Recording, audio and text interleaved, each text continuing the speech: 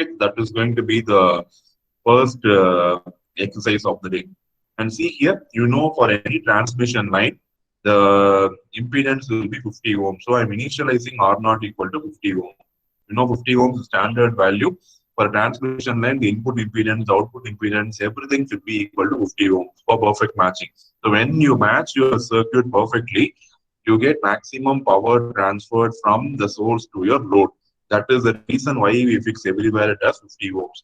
And this bandpass filter is designed to work between the frequencies to 2.4 gigahertz, 2.5 gigahertz. So you know the 2.45 gigahertz is ISM band. ISM is industry. ISM is industry scientific medicine. So anybody who is going to research in the ISM band need not pay to any government to buy that frequency license. They can do this. They can access this frequency band free of cost. My center frequency at 2.45 gigahertz. On both sides, you see my lower cutoff frequency is 2.4 gigahertz. My upper cutoff frequency is 2.5 gigahertz. And the design formulas for LS, CS, LP, and CP is from the textbook they have taken. That is given here. And from the values, and you can see that depends only on R0, F1C, and F2C. All the values will depend only on the impedance matching resistance, the lower cutoff frequency, and upper cutoff frequency. So now, as you do in MATLAB, we have to mark the nodes. So I mark the ground node as 1. And I start from inductor C here. So inductor 1 end, node number 2. Inductor other end, node number 3. Okay. And all these are in parallel, right? In parallel, the voltage is going to be same. So I can give a common node 4. So all the elements CS1, CP1, LP1, LP2, CP2, 1 end is connected to 4. And series, whenever you have elements in series, you have to have more number of node names. When you have more number of elements in parallel, one node number can be sufficient for all the elements. Okay. Now see here, CS2, one end is already connected to 4, other end is connected to 5.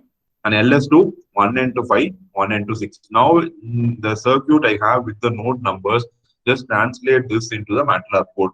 So see here, I am creating a circuit object, circuit equal to circuit of Butterworth LPF. In that circuit, initial circuit is created. In that, you have to node-wise add the components. Use the function add of the circuit object, comma, what is the node number for LS1, 3, 2, destination node, comma, source node. Okay. Destination means I can say the node number on the right followed by the number on the left. That is the notation used here. And you are saying which object, it is inductor, and bracket you are giving the notation, it is LS. LS means it is a series inductor. Okay, I am saying it as series inductor LS. You cannot give LS1 because LS is a default object which indicates that it is a series inductor. Now see CS. Capacitor one end is 3, another end is 4, but I will write 4, 3. Okay, 4, 3 capacitor CS. Now see, I will add all the series elements first. CS2 you see 4 and 5. I will give 5, 4. The capacitor CS. And LS2 you see 5 and 6. I will give 6, 5. Inductor LS. So I have added all the series elements. Now I am going to add all the shunt elements. The adding shunt elements is very easy because the common node is there, 4. 4 is common to all the elements, right? So adding a shunt element is going to be easy. So see here, 1, 2, 3, 4. 4 elements are between 4 and 1. See here, I have added 4 elements. Capacitor between 4 and 1, you see CP, inductor, CP. So CP1, LP1, LP2, CP2. And always ground will be the second node. So I will never use 1, 4. Ground, if you are connecting ground as one of the node, that will be my second node always. And the notation is the node on the right followed by the node on the left. So here diagram wise it is 2 and 3. But when you write it becomes 3, 2. Now I have defined this complete circuit inside the circuit.